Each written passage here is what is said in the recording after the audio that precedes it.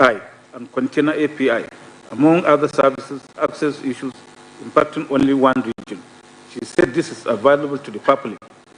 PW7 stated that she was aware that a glitch in the software means a malfunctioning, as a result of which the application is not able to perform properly, and that fixing a glitch in a software application by the creation of patches refers to a series of changes made into the system by writing small code, which is imputed into the software to change its current state and thereby function properly. On cross-examination by the first respondent, PW7 admitted that she missed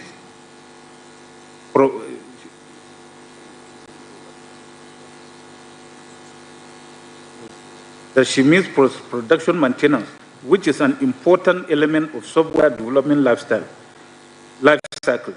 She denied that glitches occur at post-production maintenance stage and stated that it appears at the testing stage. She stated that she was aware of personal health dashboard, but stated that the first respondent's personal health dashboard is not before the court. She admitted that the EWS adopts a shared responsibility model in which AWS plays its part, while the customer plays its own part when it comes to security.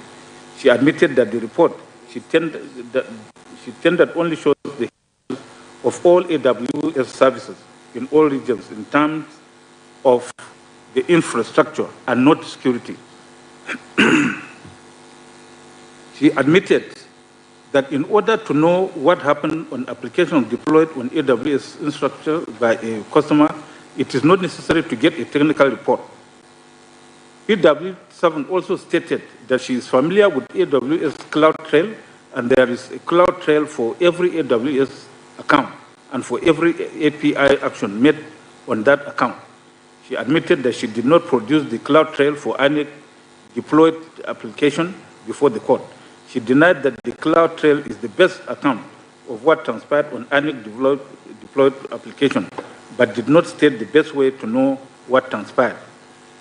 She stated that it is highly unusual for glitches to occur for primary functions of applications in production. She stated that she was not aware that glitches happened with the Central Bank of Nigeria e-money project, or the one that happened with the MTN PSG. She admitted that she was a candidate for the Labour Party at the last election. She also admitted that the subpoena under which she came to court was served on her personally and not on Amazon Web Services. Also on cross-examination by the second and third respondents, PW7 admitted that exhibit PCJ2, which she presented as her employment verification letter, was not signed by anyone, but insisted that there is the name of Employment Resource Center written on it. She also admitted that she had been attending the court and watching the proceedings before the day of her testimony. She admitted that the report she presented before the court is public information hosted by Amazon, and that it is available and accessible to the public. She, however, insisted that the report is hers because she was the one who downloaded it and brought them to the court.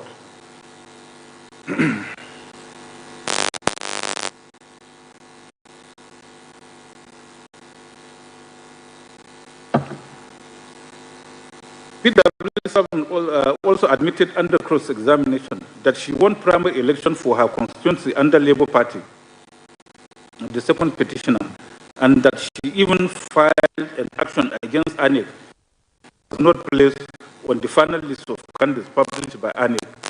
She admitted that her complaint was because she tried several times to upload her information on ANEC's site, but all her efforts failed because of network failure. She admitted that network failure can happen to either end of an application, even as she disagreed that there was a glitch on ANEC's site. She admitted that in her affidavit. She stated that ANEC's site crashed. PW7 also stated that she was aware that AWS experienced outage of several hours on Tuesday, 28th February 2017, and that as at 2021, AWS also was reported to have suffered more than 27 outages. She also admitted that what was sent to IRF was the image of the Form EC-8A. On cross-examination by the fourth respondent, PW7 stated that she did not know about password protocols and cannot speak about password protocol to modify the applications of ANEC. She admitted that the open access information she downloaded in her report cannot be amended by her. In fact, she admitted that she was not representing Amazon Web Services in this case. She, however, insisted that she is an expert. She stated that she was aware of glitch which affected Japan brokers in September 2021, but stated that the last one she was aware of was in December 2021. As to whether glitches can happen again, she stated that anything is possible. In his evidence, PW1, Dr. Chibike Ugoike, another expert witness called by the petitioners, stated that he is a cybersecurity and risk advisory consultant and that he was approached by the Labour Party to provide expert evidence in this petition.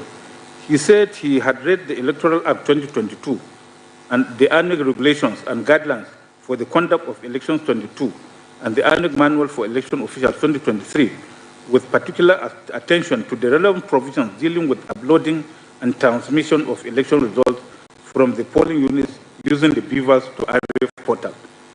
He stated that he has also read the petition as well as the reply to the petition filed by the first respondent.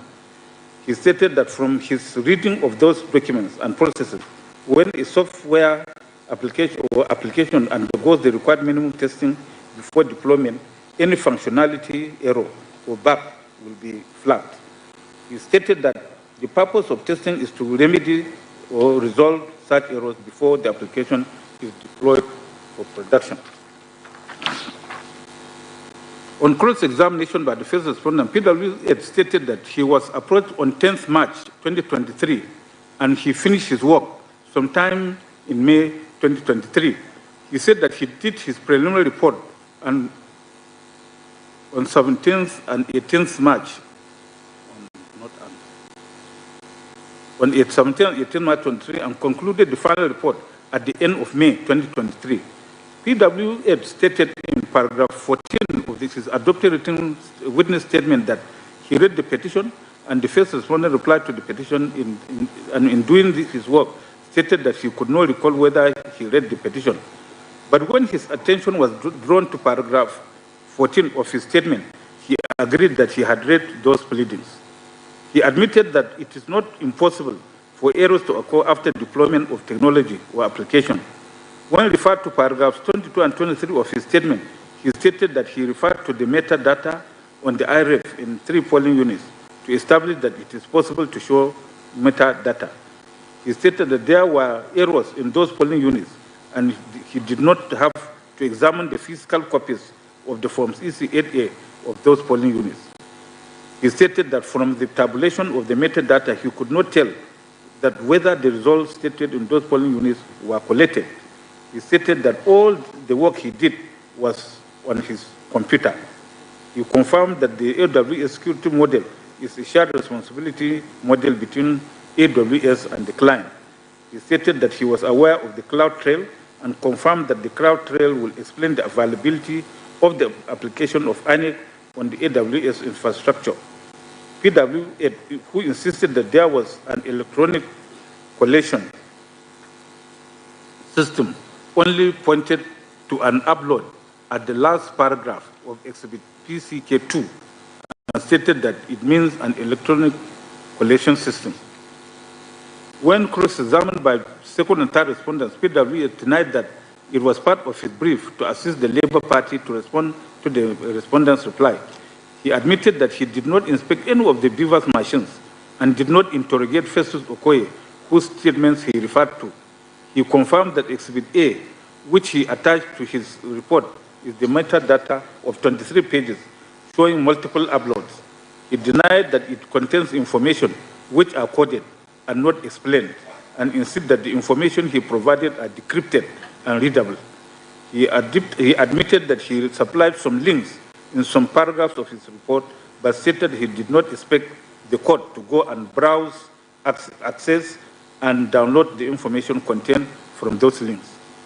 When cross-examined by the first respondent, PW admitted that he downloaded the 12 polling unit results he attached to his report from the IRF, and he did not interact with the presiding officers of those polling units and did not see the hard copies of those results. He could not also tell whether those results have been collected.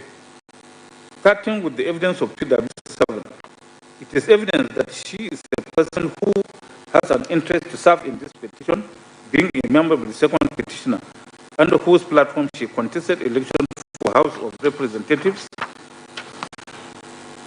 Her interest in this petition is further underscored by her admission that she had been attending court and watching the proceedings prior to making her statement on oath and testifying as a witness. Her testimony, therefore, was essentially a demonstration of her support and loyalty to the second petitioner. Her claim to being an employee of Amazon Web Services is also suspect, as she produced no credible evidence to that effect. Exhibit PCJ2, which is the paper she presented as evidence of her employment by AWS, is obviously a worthless paper. It has no author, although she insisted that the author is Employee Resource Center. The paper was also not signed. Her evidence adds no value to the petitioner's case because she stated that her evidence relates to the health status of AWS in terms of infrastructure and not in terms of security. She had admitted that the expert report in Exhibit PCJ 3A to F, which she brought to court, are actually documents publicly available on Amazon website, which she downloaded, and her only claim to its ownership is that she was the one who downloaded it and brought it to court. She even admitted that she could not add or subtract anything from the reports. Those reports are obviously not her own. She also admitted that the health status of the first responders application hosted on the AWS is not before the court. My conclusion on the total of this witness is that it is devoid of any probative value.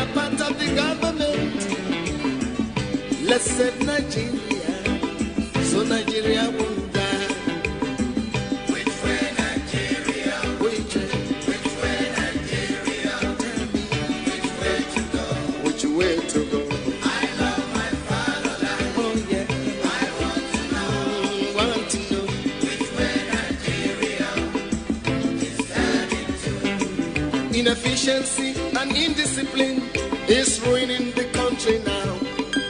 Corruption. Established that the first respondent had deliberately failed to upload the results of the presidential election to the IRF in order to manipulate the results in favor of the second respondent.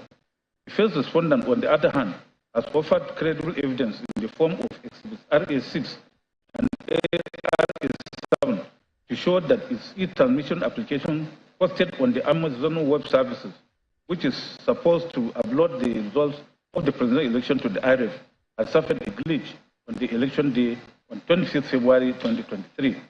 On the preponderance of evidence, I am convinced that the petitioners have failed to establish their assertion that the first respondent had deliberately failed to upload the results of the presidential election to the IRF in order to manipulate the results in favor of the second respondent. As I stated earlier, the electronic transmission system of electronic transmission of results of an election is not expressly stated anywhere in the Electoral Act, but was only introduced by the first respondent, that is ANIC, in its regulations and guidelines 2022, and in the ANIC Manual for Election Officials 2023. By Section 134, subsection 2 of the Electoral Act 2022, only an act or omission which is contrary to the Electoral Act 2022 can be a ground for questioning an election. Thus, complaints relating to non-compliance with provisions of the regulations and guidelines or the manual of election officers are not legally cognizable complaints for questioning an election. Interpreting Section 138, subsection 2 of the Electoral Act 2010, which is similar to Section 134(2) of the Electoral Act 2022, the Supreme Court held in Newsom and Peterside as follows. Quote, the above provisions appear to be quite clear and unambiguous. While the Electoral Commission is duly conferred with powers to issue regulations, guidelines, or manuals for the smooth conduct of elections, by Section 138(2) of the Act, so long as an act or omission regarding such regulation or guideline is not contrary to the provisions of the Act itself, it will not of itself be a ground for questioning the election. We also Jegede and INEC.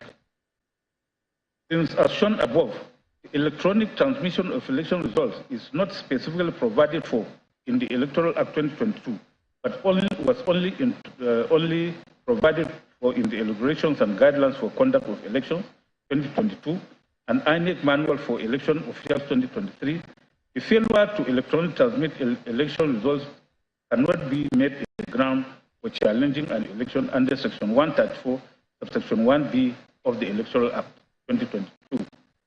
The petitioners also allege in paragraph 59 of the petition that the first respondent failed to record in the prescribed forms the quantity, serial numbers, and other particulars of result sheets, ballot papers, and other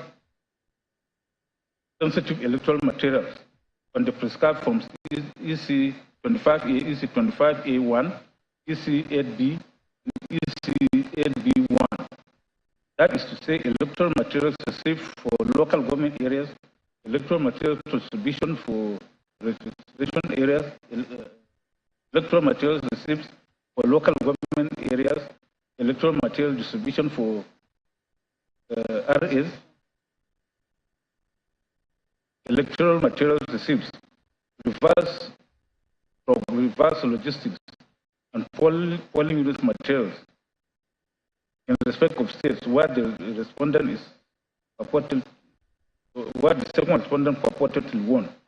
The petitioners further allege that following the order of court for inspection, they applied through their campaign organization and lawyers for the forms, but the first respondent refused to give or issue those forms and refused to allow the inspection of the forms despite the order. In response to the petitioner's allegation, the first respondent countered that its officials duly recorded in the prescribed forms the quantity, serial numbers, and other forms, other particulars of the result sheets, ballot papers, and other sensitive electoral materials in the prescribed forms EC 25A, EC 25A1, EC 8B,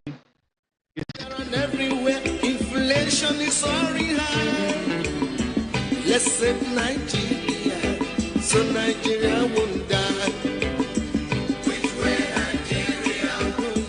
Which way Nigeria? Which way to go? Which way to go? I love my fatherland. Oh, sure, sure. I want to know. Yes, I want to know. Which way Nigeria is heading to? We made mistakes during the oil boom, not knowing that was our doom. Some people now have everything, while many, many have nothing. Let's save Nigeria, so Nigeria won't fall. Which way Nigeria? Which way Nigeria? Which way to go? Which way to go? I love my fatherland. Oh yeah, I want to know. Yes, I want to know. Which way Nigeria is heading to? Green revolution is a reality. Let's give it a chance to grow. Let's join our hands to farm the land so we can have enough food to show. Let's save Nigeria, so Nigeria won't die. Which way Nigeria? Which way Nigeria? Which way to go? Way to go? I love my fatherland. Oh sure. I want to know. Yes, I want to know. Which way Nigeria is heading to? Our ambition to be millionaires is running the country down. We all want to be millionaires and to live in the air. Oh, let's save Nigeria, so Nigeria won't die. Which way Nigeria? Which way Nigeria? Which way to go? Which way to go? I love my fatherland. Oh yeah, I want to know. Yes, we want to know. Which way Nigeria is heading to? Remember that a simple step is the beginning of a million miles. Let's start right now to repeat ourselves so as to make the... He pointed out that Section 135, Section 1 of 2022 only deals with non-compliance generally, but Section 73, Subsection 2 of the Act has provided a specific effect of non-compliance with its provisions. Relying on Crown's Council organization for the National Institute of Policy and Strategic Studies, he urged the court to hold the substantial non-compliance has been established by the petitioners. Arguing per contra, learned senior counsel for the first respondent referred the court to Section 135(1) of the Electoral Act 2022 and submitted that the petitioner complained of non-utilization of prescribed forms, even though not proved, cannot without showing the effect on the election be a basis to avoid an election. He submitted that the attempt by the petitioners to exclude Section 73, Subsection 2 of the Act from the ambit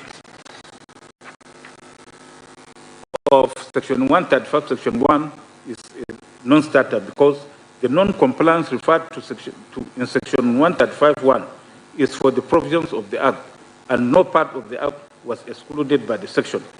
He posited that for non-compliance with Section 73 of the Act to avoid an election, it must have substantial effect on the election, and the petitioners have neither proved such non-compliance nor shown that it has substantially affected the result of the presidential election.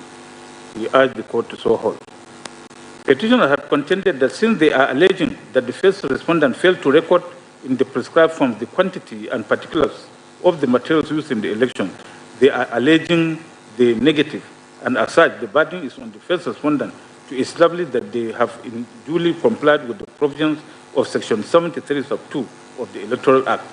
They have relied on the decision of First Bank of Nigeria versus Aviation Business Investment Limited and Royal United Nigeria versus Sterling Bank, Supra.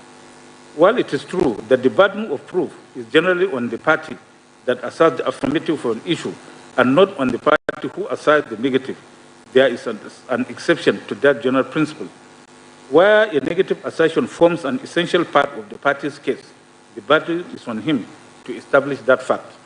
This position was clearly stated by the Supreme Court in the case of Buhari and Anik, where Toby JSC stated held thus, quote, a negative allegation must not be confounded with the mere traverse of an affirmative one. The true meaning of the rule is that where a given allegation, whether affirmative or negative, forms an essential part of a party's case, the proof of such allegation raised on him, close of court. Again, this court in Dashe and others versus Druven and others espoused this legal position when Ugo JCA held as follows. Quote, I am in no doubt that this argument of appellants about negative and positive assertion is misconceived. For while it is true that the burden of proof is generally on the person who substantially affirms the positive an issue and not on the person who makes a negative assertion, there is a caveat to that principle to the effect that where a negative assertion forms an essential part of a plaintiff's case, as it evidently is the case of the appellant, the burden of proof of such allegation rests on him. The law on this point was lucidly stated by Bowen LJ in Abrath, Northeast Railway Company, 11 Queensbend Division 440 at 457, when he said that, quote, in an action for malicious prosecution, the plaintiff has the burden throughout of establishing that the circumstances of the prosecution were such that the judge can see no reasonable and probable cause for instituting it. In one sense that it is the assertion of a negative, and we have been praised with the proposition that when a negative is made out, the onus of proof shifts. That is not so. If the assertion of a negative is an essential part of a plaintiff's case, the proof of the assertion still rests on the plaintiff. The terms negative and affirmative are, after all, relative and not absolute, close of court. In the instant case, the petitioners have made their allegation of non-compliance with Section 73(2) of the Electoral Act 2022 by the first respondent as an essential part of their case in challenging the results of the election declared by the first respondent. Not only are the petitioners statutorily required by Section 135, subsection 1 of the Electoral Act to establish substantial non-compliance with the provisions of the Act, they are required to show how such non-compliance has substantially affected the result of the election. As rightly observed by the learned senior counsel for the first respondent, the non-compliance that will not invalidate an election under Section 135(1) unless it is shown to be substantial and to have substantially affected the result of the election, encompasses non-compliance with all provisions of the Electoral Act, including Section 73, subsection 2 thereof. In other words, Section 73, sub 2 is not derogated from the ambit of Section 135, section 1 of the Act. Indeed, in Buhari and Anik, Toby Joyce, while considering Section 145(1) of the old Electoral Act, similar to Section 135(1) of the Eastern Electoral Act 2022, had held at page 48, paragraphs B to D that, quote, a petitioner who files a petition under Section 145(1) of the Electoral Act has the burden to prove the ground or grounds. This is because he is the party alleging the grounds and he has a duty to prove the affirmative. He is the party who will lose if no evidence is given on the grounds. If the party does not prove his case under Section 145(1) of the Act, the action fails. Therefore, the petitioners who have alleged non-compliance with the Section 73, subsection 1, as part of their course of action, have the burden to establish such non-compliance in accordance with the requirements of Section 135(1) of the Act. The petitioners have also relied on the evidence of PW12 and on exhibits PCQ1 to PCQ6 to also tender through PW12. The exhibits are acknowledged copies of letters dated 6 March 2023, 14 March 2023, 16 March 2023, and 20th March 2023, all written by the petitioners or their solicitors to the chairman or the first respondent, demanding for inspection of documents and for certified true copies of the electoral forms. The petitioners also relied on subpoena duces tecum served on the first respondent to produce the said form. In his testimony at paragraphs 58 to 60 of his adopted written statement on oath, PW12 merely stated that the petitioners made several applications through its campaign organization and solicitors for certified copies of election documents and data relating to the presidential election, but they were denied by the first respondent, and that the first respondent had failed to record in the prescribed forms the quantity, serial numbers, and other particulars of result sheets, ballot papers, and other sensitive electoral materials. The record of proceedings of this court also show that at the instant of the petitioners, subpoenas dated 30th May 2023 and 13th June 2023 were issued on the chairman of the first respondent to produce some documents. The report also shows that on the 20th June 2023, one Olufimilayo Taiwo, a deputy director of certification on complaints and legal drafting with ANIC, appeared on behalf of the first respondent in answer to the subpoena Duches Tekum. While she produced some of the documents required of the first respondent in the subpoenas, she informed the court that the documents listed in the subpoenas as listed B, C, D, and E are in the states. And since the subpoena was served on them just before the previous day, it will take some time for the first respondent to get them. An examination of exhibits PCQ to PCQ6, which were tendered by the petitioners through PW12, showed that all except exhibit PCQ are letters addressed to the chairman or the first respondent by the petitioners and their solicitors requesting for inspection of documents and for certified copies of those documents. Exhibit PCQ4 is a covering letter addressed to the resident electoral commissioner, Benue State, from the law firm of Dr. Onyechi Piazzo, SAN and Co., notifying the respondent, resident electoral commissioner, of subsequent action on the solicited letter by the national chairman, ANIC headquarters, Abuja, dated 6 March 2023.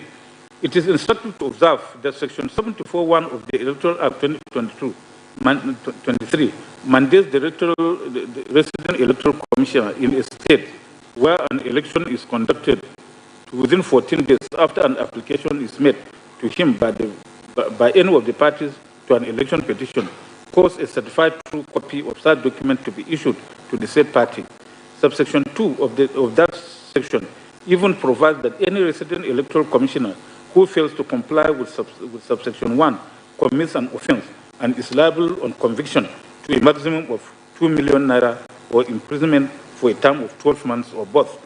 A look at the letters exhibits PCQ1 to PCQ6 showed that they were all addressed to the chairman of ANIC instead of the resident electoral commissioners in the states as required by the petitioners, by section 74 subsection 1 of the Electoral Act 2023. It is therefore clear that the petitioners have failed to follow the clear legal procedures of requesting for those documents. More so, when the record shows that the subpoenas, which they claim to have served upon the first respondent, were also served on the chairman of the first respondent, and as stated by the officer who answered the subpoena, same was served only the previous day for her appearance in court. From his evidence, PW12 had stated that apart from voting at his polling unit 04 at Dawaki, Abuja, the only role he played in the 25th February 2023 general election, a presidential election, was that he was a member of the second petitioner's situation room. And on cross-examination by the respondent, he stated that he was neither a polling agent nor a collation agent. His evidence that the first respondent had failed to record in prescribed forms the quantity, serial numbers, and other details of the electoral materials can only be hearsay evidence, which has no probative value. Also, the mere production of exhibits PCQ1 to PCQ6 cannot establish an allegation of non-compliance with section 73(2) of the Electoral Act.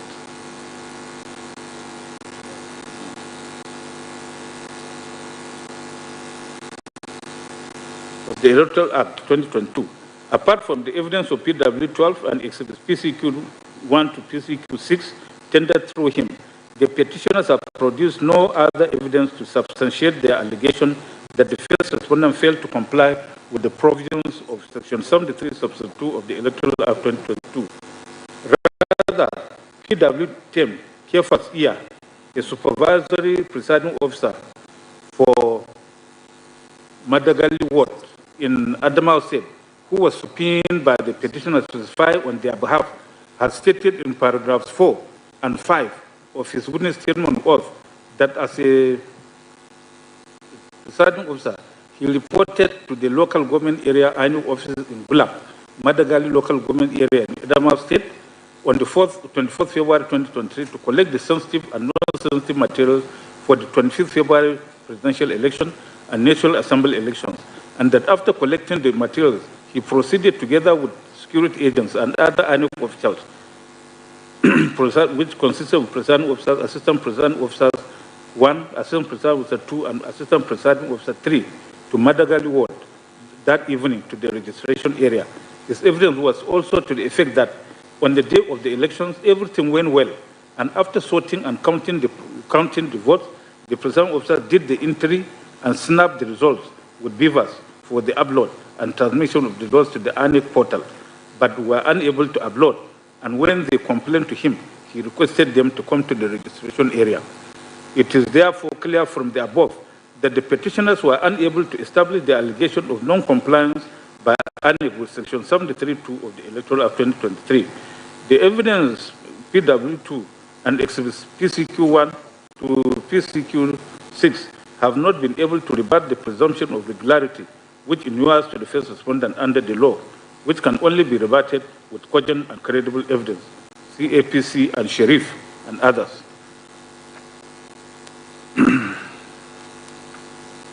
From the totality of the evidence adduced on this issue, of the considered view that petitioners have failed to prove substantial non-compliance with the provisions of the Electoral Act 2022.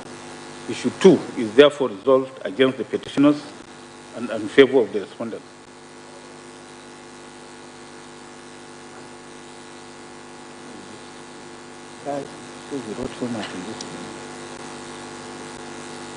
The issue 3 is whether from the totality of the evidence, the petitioners have proved that the presidential election held on 25th February was invalid by reason of corrupt practices.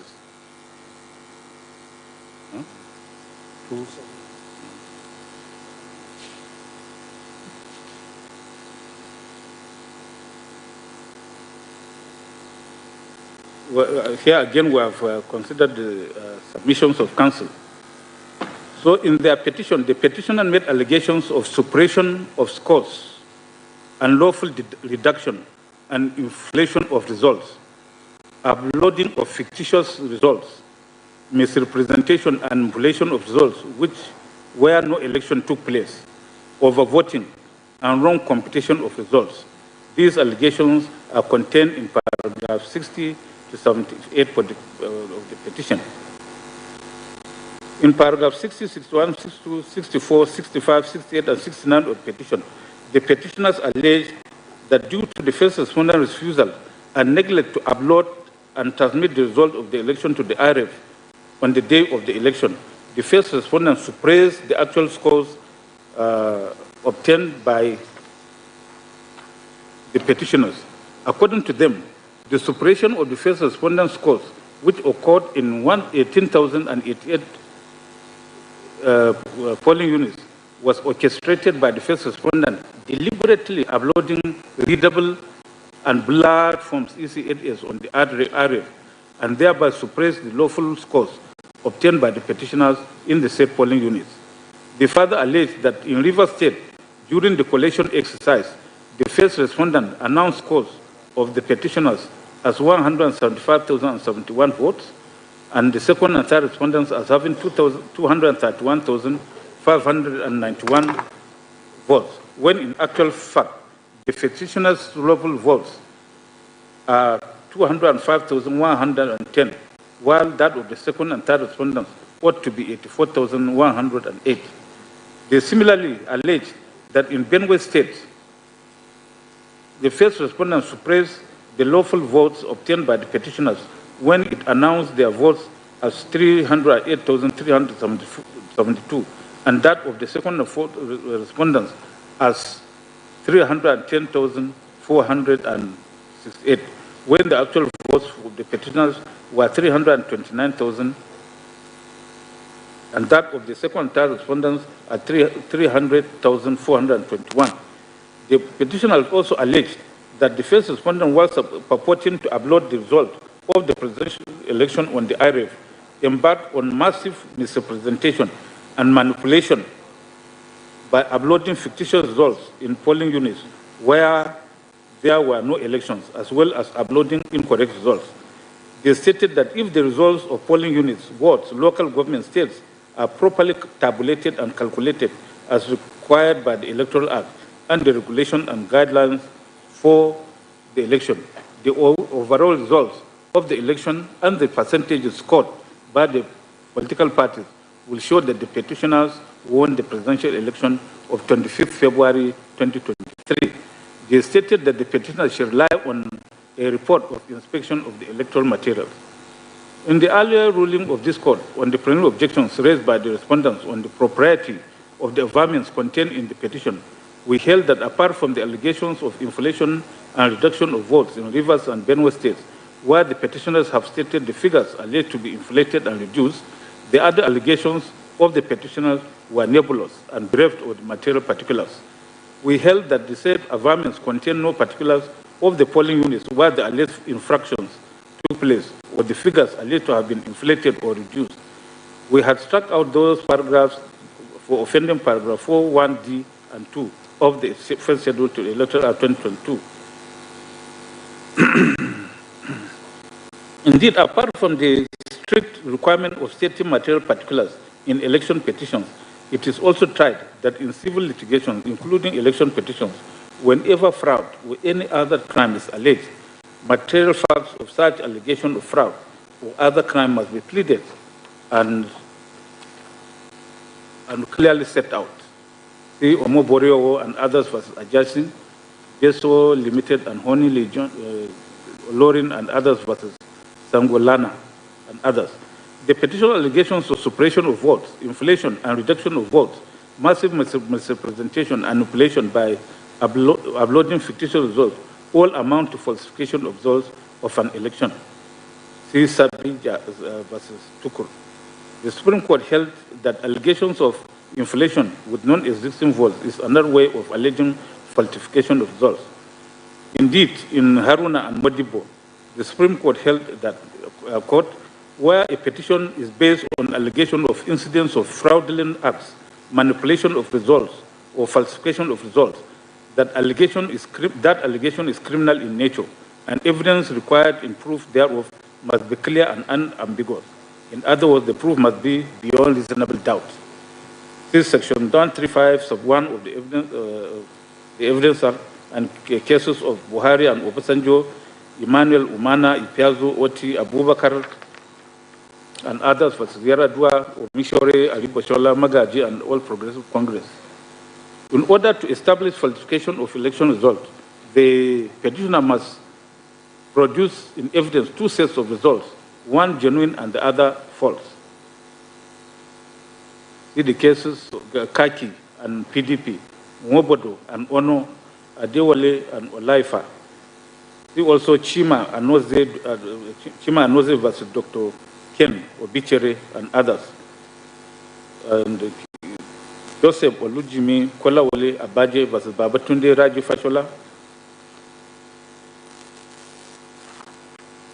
And Okechiku and another versus Onyebu.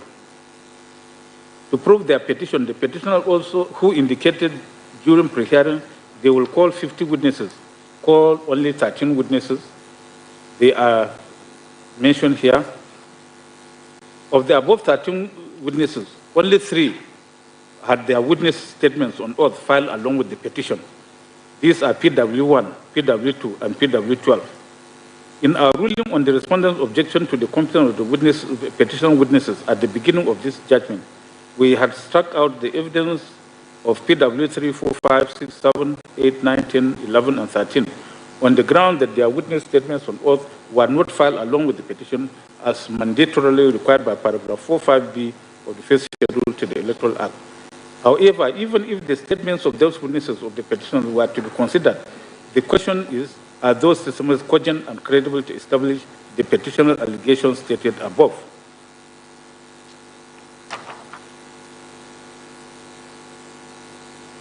PW1's testimony was only on the alleged double nomination of the third respondent and fatal proceeding, which we have already determined above. Even as he stated that he voted in his polling unit during the election, he stated that he did not play any other role in the election beyond exercising his civic responsibility. As for PW2, who said he was a software engineer, he stated that upon his reading of the relevant provisions of the Electoral Act and annual regulations, he is aware that the presiding officer in the polling unit is mandated to electronically transmit or transfer the result of the election direct to the polling to the collation system as prescribed by ANIC, and to also use the beavers to upload a scanned copy of the polling unit result sheet to the ANIC result viewing portal area as prescribed by ANIC.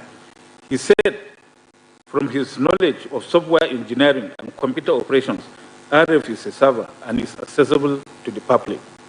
He said he was aware that the information or data generated or inputted in the beavers were operating online or offline, were transmitted to the ANIC servers, including virtual servers hosted on AWS Cloud. On cross-examination of the first respondent, however, the witness admitted that his opinion was based purely on his reading of the Electoral Act and ANIC guidelines, and that he was not familiar with the applications and operations of the beavers machine. He stated that he did not play any role in the election. Indeed, as admitted by the witness, his statement, particularly paragraph 10 to 13, is a virtual reproduction of section 38 of the Electoral Act 2022. On cross-examination by the fourth respondent, he admitted that he did not state his educational or professional qualification or experience in his statement on oath. He also stated that his investigation was based on publicly available application program interface, API, and collected information through it, like Form EC8S. He said he did not have the documents and forms he used, and that everything was in his laptop.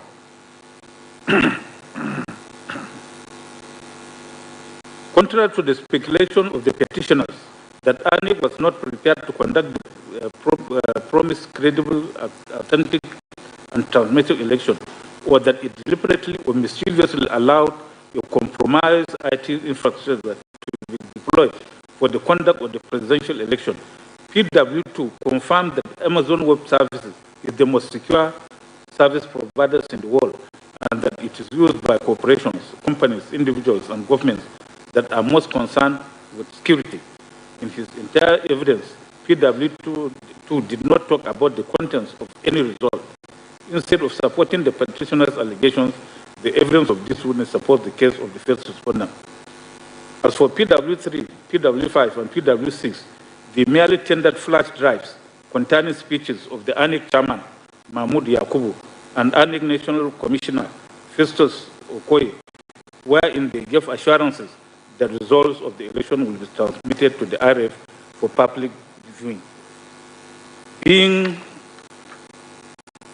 mere assurances, the evidence of these witnesses had no utilitarian value in establishing allegations of corrupt practices made by the petitioners in this case. In his evidence, PW4 tendered exhibits PCD 1, 2, and 3, which he claimed to be the report of his analysis of the presidential elections. The witness also tendered 4 boxes containing what he called 18,088 blood polling unit results downloaded from the RF portal, which were also admitted as exhibits PCE1 to PCE4.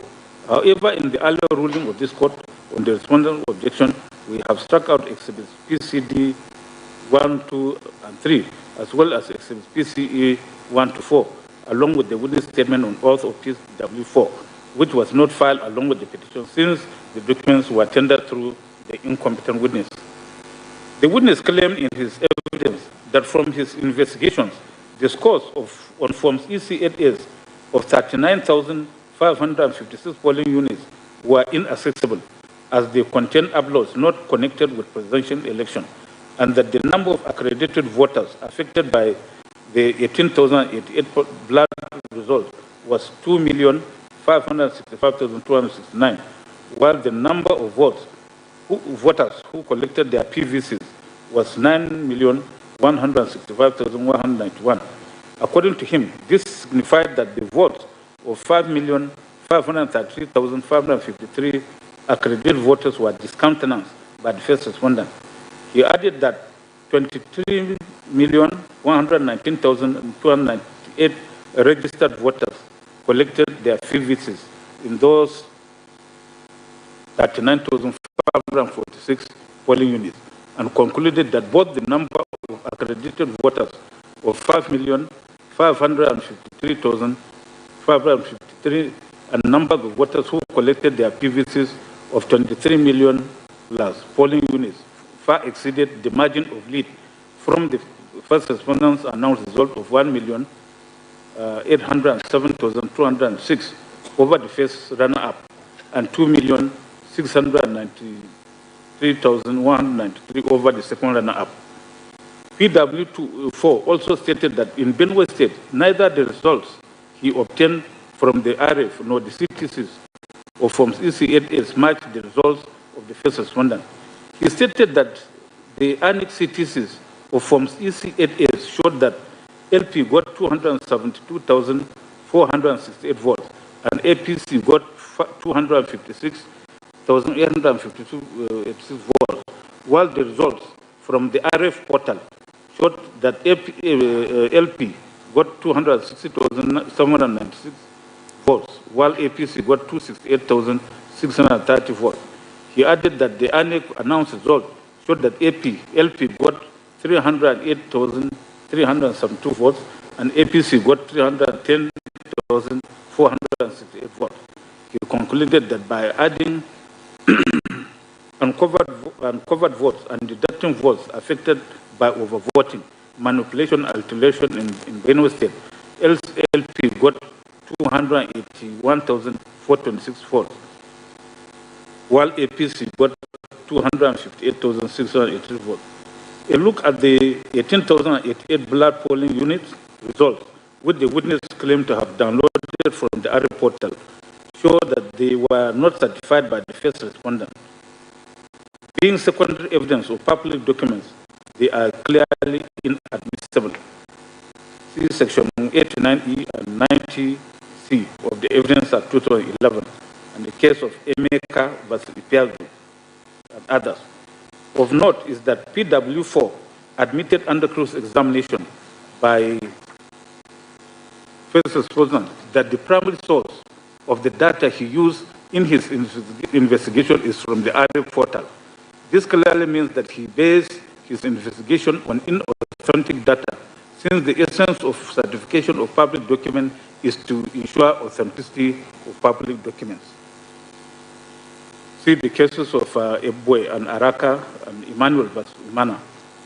Also under cross-examination, PW4 stated that his reference to Form EC8A and the result on RF portal are not the same thing, and that Form EC8A is a paper, while the result on RF is a copy of it.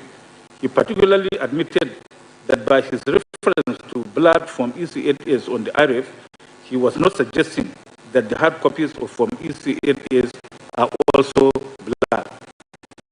This admission by PW4 also dealt a death nail to the allegation made by the petitioners in paragraph 60 of the petition that the first respondent suppressed the first respondent's scores in 18,088 polling units by deliberately uploading unreadable and blood forms EC8As on the RF.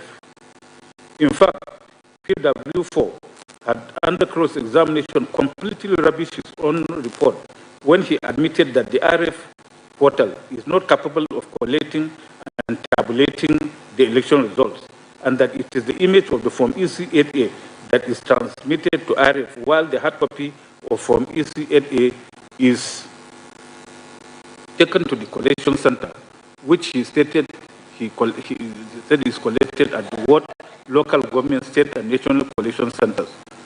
He also admitted that since the result in the Form EC88 is taken to the collation centers, the failure to transmit its image in IRF or that image transmitted in its blood will not change the result already entered in Form EC88. Again, the witness admitted under cross-examination that his report in exhibits PCD1, PC2, and PCD3 only covered the 2 states of Rivers and Benue, and that he worked on only available data, that if he had more data in his report, it would have been different. He further admitted that his report, exhibits PCD1, 2, and 3, is not a product of expertise, as any secondary school student can do the simple arithmetic involved in it. This admission by PW4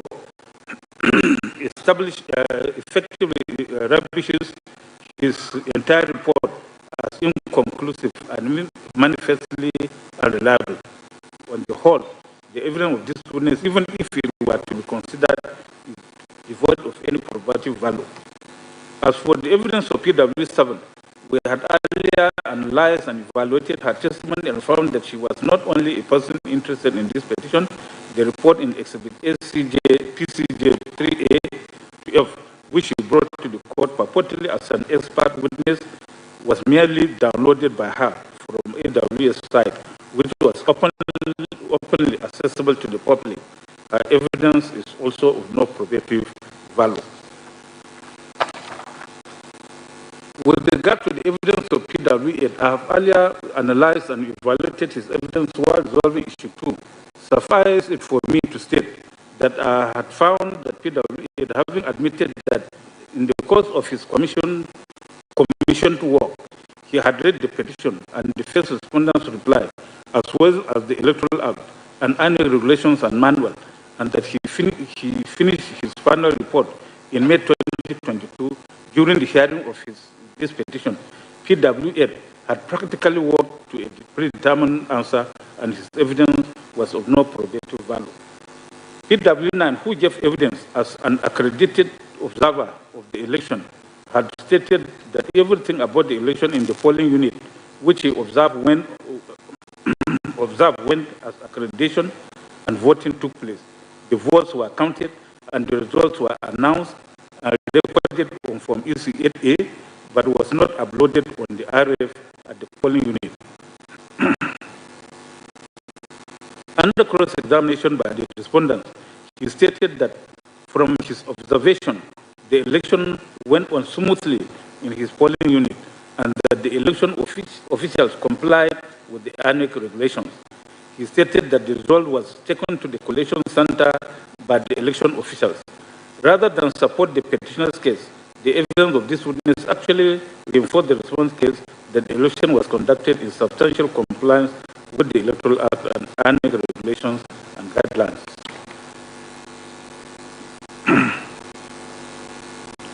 PW10 stated that he acted as an ad hoc supervisory presiding officer for Madagali Ward, and that on election day he collected the materials with security agents and other ad hoc presiding officers. He stated that voting went on well until 6:30 p.m.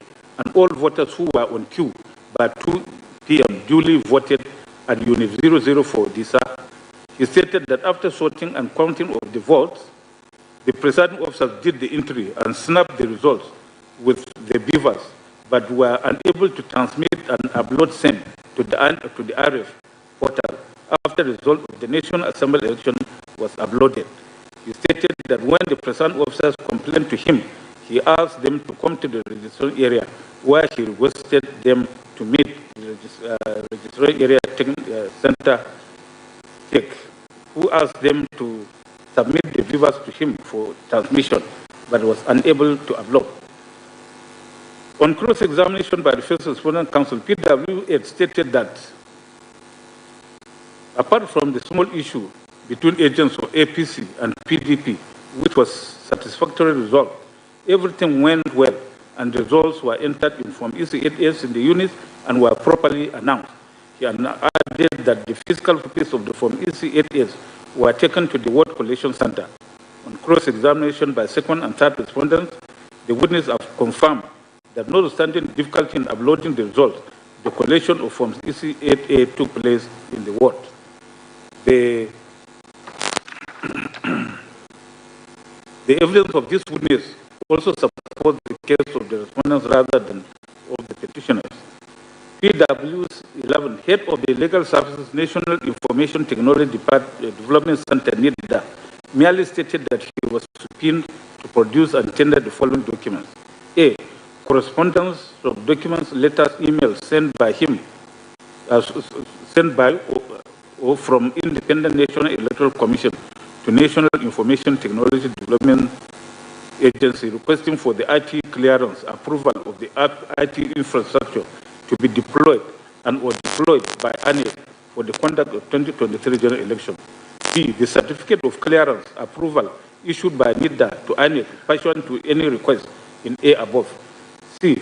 The report submitted by ANEC to NIDA containing certification for the testing review of the IT infrastructure deployed for the conduct of the 2023 general election. He stated that they don't have any of the documents in their office. Under cross-examination by the second and third respondents, he stated that the NIDA Act does not contain cyber security standards. He also stated under cross-examination by the fourth respondent that their supervising ministry is Ministry of Communication and Digital Economy, and that the minister stated that there were 16 million attempts to hack the INEC IT infrastructure on the day of the election. The evidence of this witness is to know if assistance to the petitioners. PW12, the petitioner's star witness, whose evidence was merely a copy of the averments in the petition, stated that on the day of the election, he voted at his polling unit at Dawaki, Abuja, after which he went to the situation room of his party.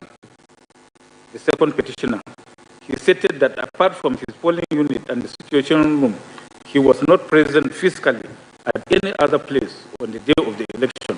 He stated that he was not a collation agent or polling agent in any polling unit or collation center.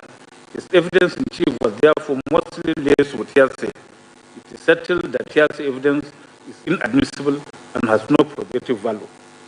Apart from his evidence in chief being inadmissible hearsay, Exhibit X1, a certified true copy of the judgment of the Federal Court Abuja in suit number FHC ABGCS 1454-2022, was tendered through him under cross-examination by the first respondent, and he read out a portion of the judgment of the court, which was to the effect that the first respondent was under no mandatory obligation to electronically transmit or collect results of the election.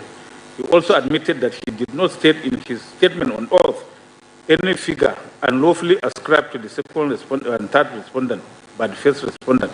He also stated that his party had agents throughout the federation with over 133,000 votes. When asked by the second and third respondents' council to state the score of the Labour Party, the witness stated that he would not know scores of the Labour Party because the results are still being uploaded on the IREC. He added that he will not know the unlawful votes accredited because he is not an expert, and that the wasted votes are part of the statement made by the expert. When cross-examined by the fourth respondent, PW12 said he was not aware that ANEC chairman had given a statement that ANEC will not transmit results electronically.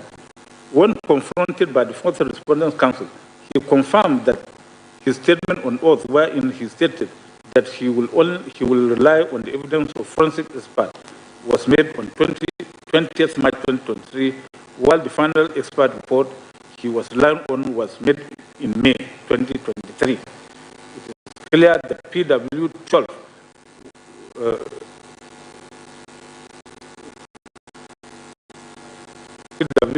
could rely on an expert report that was not in existence at the time he made his statement. It is obvious that the evidence of this witness lacks credibility and is therefore manifestly unreliable.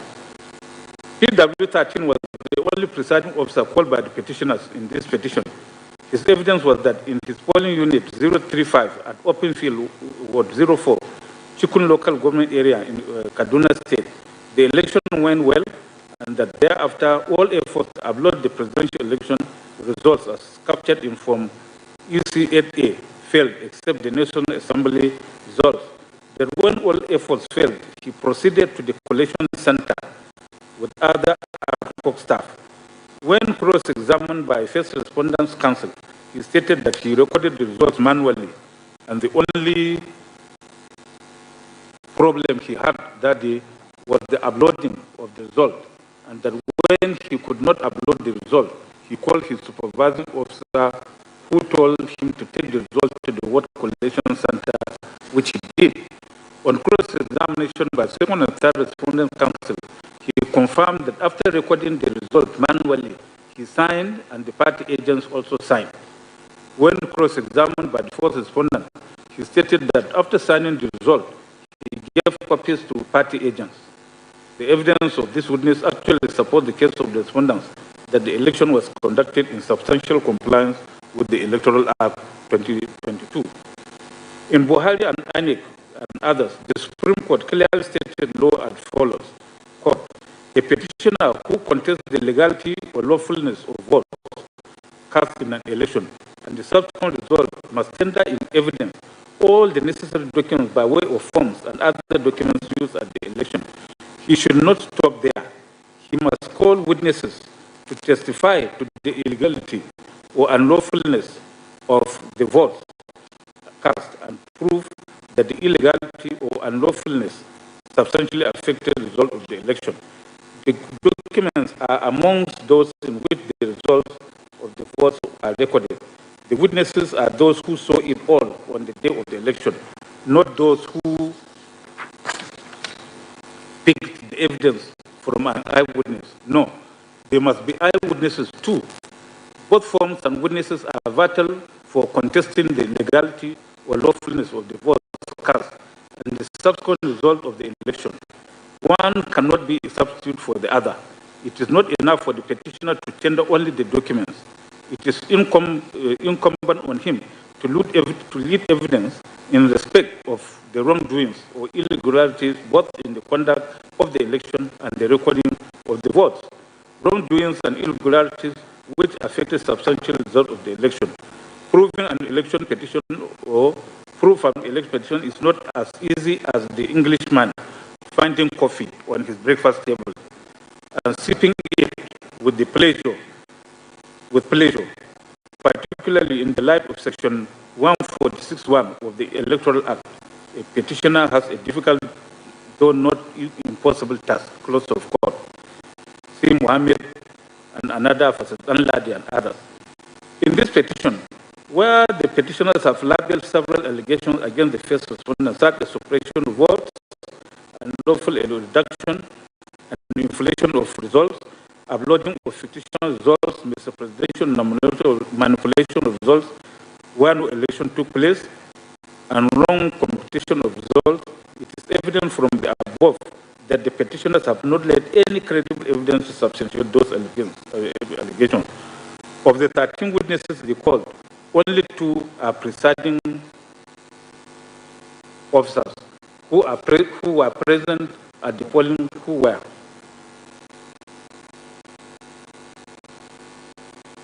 are present at the polling units. Then the petitioners have not been able to establish any of those practices which they allege. The evidence of the witnesses which the petitioners call as experts to try to establish that the first respondent is mandatorily required to transmit election results for the purpose of collation or to link the delay in the upload of the presidential election results to average by the first respondent to any of the malpractices which they allege are devoid of any value. The petition allegations have remained mere speculations and unfounded accusations. The petitioners have failed to establish beyond reasonable doubt the corrupt practices which they allege as required of them under Section 135(1) of the Evidence Act 2011. On the petitioner's allegation of overvoting, Learned Counsel for Defense Respondent contended that to prove overvoting, the direct record of accredited voters in the BVAS machine are required alongside the voters register of the affected polling units. He pointed out that the petitioners failed to produce the BVAS machines and the voters register. He submitted that the voters want this, the petitioners want this court to rely only on the expert opinion of PW4, which is not credible. He submitted that when PW4 was confronted with the results in polling unit 002 of Ward 7 of Degema LGA, River State, which was part of his report on overvoting, in Exhibit PCD2, he stated that there was no overvoting, as the number of votes cast was 40, while the number of accredited voters was also 40. He relied on Oetola and INEC and asked this court to discountenance PW4's evidence on overvoting. The petitioner's allegation of overvoting is contained in paragraph 72, 76, 79, 77 of the petition, which have been produced here.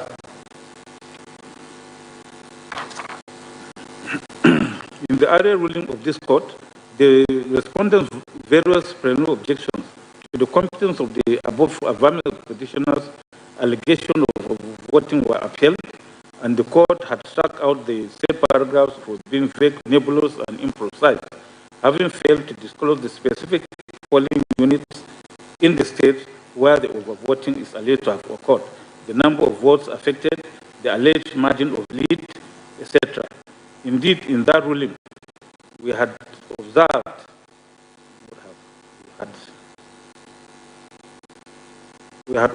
that the forensic report containing the details of the polling units and other information which the petition said they have incorporated to the pleading by reference were not filed along with the petition as to be part of the pleadings.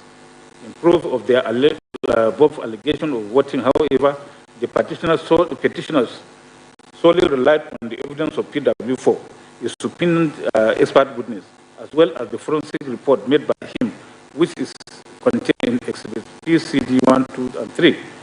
Exhibit PW4's evidence was basically that from his investigation in Exhibit PCD 1, 2, and 3, he discovered that there was overvoting in 4,477 polling units, which affected 2,317,129 voters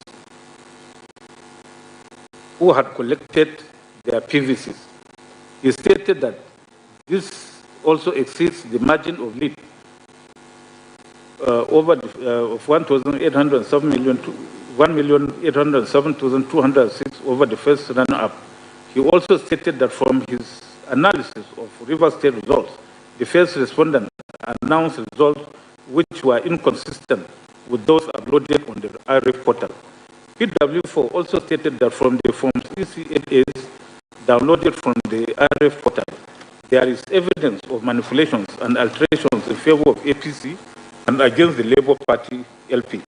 He stated that from the results on the IRF portal, LP got 208,564 votes, while EPC got 118,999 votes in River State, as against 175,071 votes for LP and 231,591 votes for APC. He concluded that when the unlawful votes are deducted, it will amount to 205,110 votes for LP and 84,108 votes for APC. In the ruling on objections to witnesses and documents made in the earlier part of this judgment, the witnesses stated on oath, a witness statement on oath of PW4 was one of those struck out for offending paragraph 45B of the first schedule to electoral 2022, same not having been filed along with the petition. With the statement of PW4 struck out for being incompetent, exhibits PCD 1, 2, and 3, the forensic report tendered by him, were also struck out for being inadmissible. As stated earlier, the oral evidence of PW4 contained in his witness statement on oath and his report in exhibit PCD 1, 2, and 3 are the only evidence adduced by the petitioners to establish the allegation of overvoting, with the witness statement on oath of PW4 having been struck out for being incompetent, and the forensic report in exhibits PCD2, 1, 2, and 3 also struck out for being inadmissible. There was no other evidence to substantiate the petitioner's allegation of overvoting. The petitioners have therefore failed to prove their allegation of overvoting. Issue 3 is also resolved against the petitioners. So based on the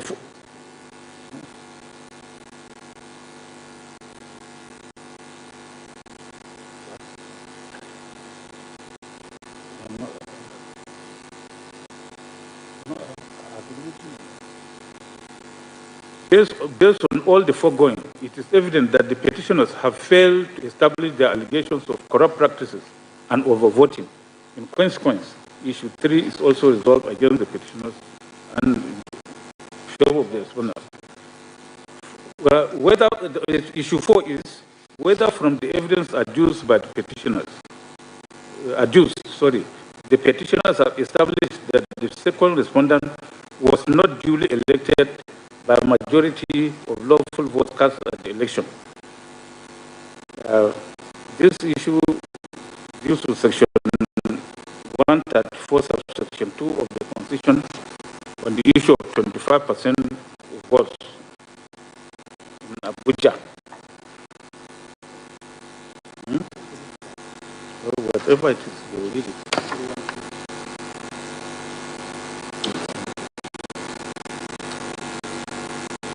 What is that?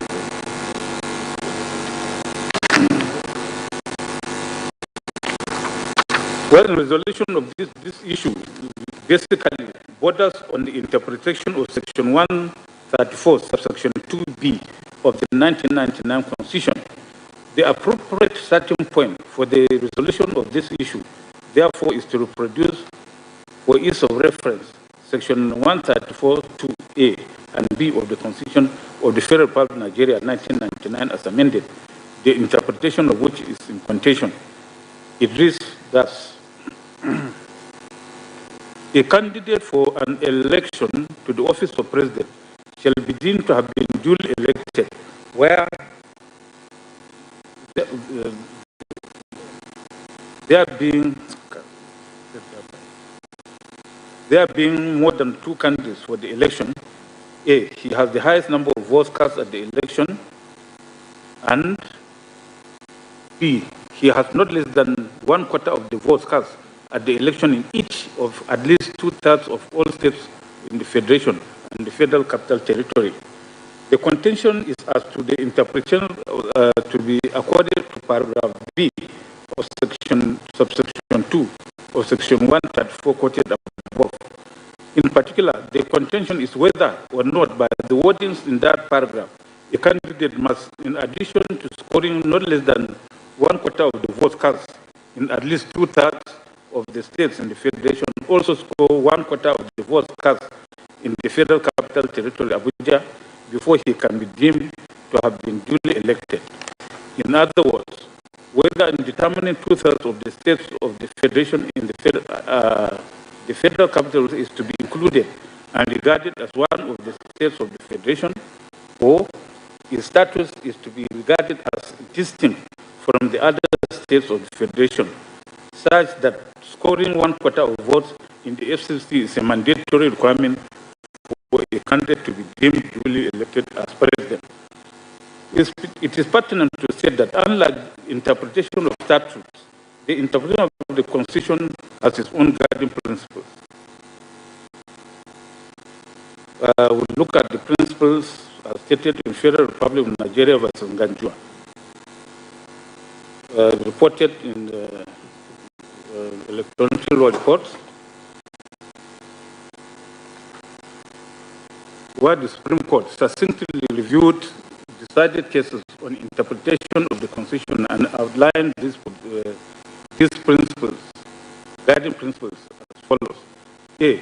In interpreting the Constitution, which is the supreme law of the land, mere technical rules of interpretation of statutes should be avoided so as not to defeat the principles of government enshrined therein. Hence, a broader interpretation should be preferred unless there is something in the text or in the rest of the Constitution to indicate that the narrower interpretation will best carry out the objects and purpose of the Constitution. B. All sections of the Constitution are to be construed together and not in isolation. C. Where the words are clear and unambiguous, the literal interpretation will be applied. Thus, according to words, their plain and grammatical meaning. D. Where there is ambiguity in any section, a holistic interpretation would be resorted to in order to arrive at the intention of its framers. E. Since the draftsperson is not known to be extravagant with words or provisions, every section should be construed in such a manner as not to render other sections redundant or superfluous. F. If the words are ambiguous, the lawmaker's intention must be sought first in the Constitution itself, then in the other legislation and contemporary circumstances, and by resort to the mischief rules. G. The proper approach to the construction of the Constitution should be one of liberalism, and it is improper to construe any of the provisions of the Constitution as to defeat the obvious ends which the Constitution was envisaged to achieve. See the case of Nafi Rabiu and the state, Bendel State was Attorney General Federation, Buhari, Obasanjo, Savannah Bank, Ajilo, Abia State was Egypt Federation. In finding appropriate answer to this issue, are we to observe first that, with all due respect to counsel to the petitioners, their interpretation of Section 134, subsection 2B of the Constitution, founded principally on a fixation that the word "and" appearing between the phrases, he has not less than 1/4 of the votes cast at the election in each of at least 2/3 of all states of the Federation, and the Federal Capital Territory of Africa is completely fallacious, if not outrightly ludicrous. Even their recourse to the case of Abubakar and Yaradua does not help their argument, because Toby JSC made it clear that a purposive rule of interpretation will not be appropriate where the intention of the lawmaker is clear, precise, and unequivocal, so much so that a person can say, yes, this is what the lawmaker has in mind. Thus, in the interpretation of the Constitution, the principles upon which the Constitution was established, rather than the direct operation or literal meaning of the words used, measure the purpose and scope of its provision. See Global Excellence Communication Limited, Donald Duke, AG Bendel State, AG Federation, Saraki versus FRN, Sky Bank PLC, Igu, Shelim versus Gobank. That this is the position is not at all open to doubt. In Bronic Motors Limited versus Wema Bank Limited, Nnamani JSC or Blessed Memory, speaking from the Appellate Court, confirmed it when, after a painstaking analysis of the cases on the point, said at pages 30 to 32 that, quote, a constitution is a living document, not just a statute, providing a framework for the governance of a country, not only for now, but for generations yet unborn. In construing it, undue regard must not be paid to merely technical rules. Otherwise, the objects of its provisions, as well as the intention of the framers of the Constitution, will be frustrated. As stated in Minister of Home Affairs versus Fisher, a constitutional requirement should not necessarily be construed in a manner according to rules which apply to acts of Parliament. Although the manner of interpretation of constitutional instrument should give effect to the language used, recognition should also be given to the character and origins of the instrument. Such an instrument should be treated as sui generis, calling for principle of interpretation of its own suitable to its character without necessary acceptance of all the presumptions that are relevant to legislation of private law. It has also been accepted by all our courts that a broad and liberal interpretation should prevail in interpreting the provisions of our Constitution, although one has constantly to bear in mind the object which such provisions were intended to serve. Sir Udo Udoma, JC, very aptly stated this in Nafi Rabiu and the State, where the learned justice said, "My lords, it is my view that the approach of this court to the construction of the Constitution should be, and so it has been, one of liberalism, probably a variation of the theme of the general maxim, which res magis valeat cum periat.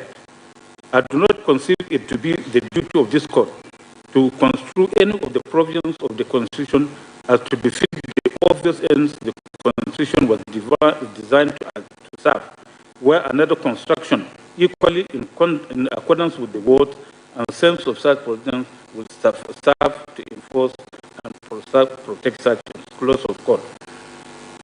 Some years down the line, in Global Excellence Communications Limited versus Donald Duke, Onogen JC, later CJ, reiterated the relevant principle of the implementation of the Constitution, with his lordship saying, among others, at page 19, as follows: "The principles upon which the Constitution was established, rather than the direct operation or literal meaning of the words used, measure the scope and purpose of its provisions. The words of the Constitution are therefore not to be read with stultifying narrowness." Close of court. All these were further followed by this court recently in Federal Republic of Nigeria versus Muhammadu Maigari Dingyadi in the following ways at page 33 of the report. One main guiding post is that the principles upon which the Constitution was established, rather than the direct operation or literal meaning of the words used, measure the purpose and scope of its provisions. See Global Excellence Communication and other cases. There is always a need for the fulfillment of the object and true intent of the Constitution.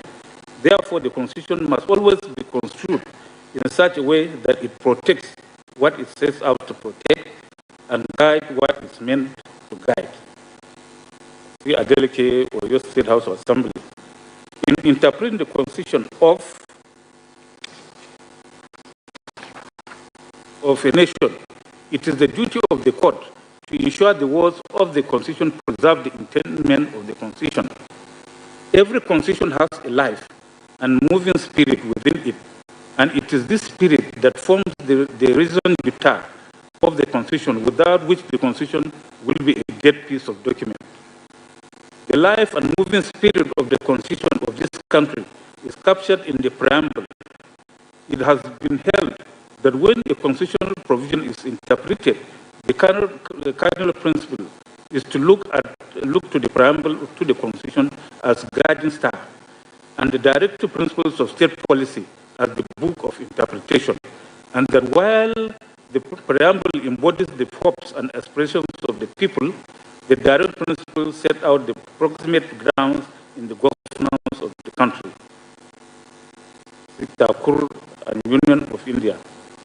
In other words, in interpreting the words of Section 212(1)(a) of the 1999 Constitution as amended, the court should be guided by principles upon which the Constitution was established, rather than by direct operation or literal meaning of the words used in the provision, and where the literal meaning of the words used are not in consonance with the guiding principles. Literal interpretation must be jettisoned to another approach that accords with the guiding principles of the Constitution. The interpretation that would serve the